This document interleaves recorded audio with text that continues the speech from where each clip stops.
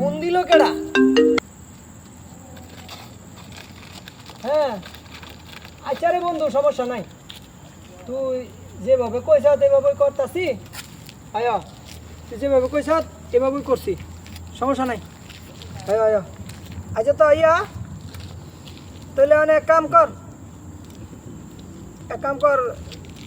আচ্ছা আচ্ছা পরে তো দেওয়া হইব না। হ্যাঁ আচ্ছা তো রাহি। আরে ইয়া করছিলাম আর কি, আমার বন্ধু কইছি না ঘরের ভিতরে ইন্দুরে যন্ত্র নাই, মানে বিস্কুটের মধ্যে ইন্দুরে বিষ দিয়ে আনছিলাম, বুঝলেন?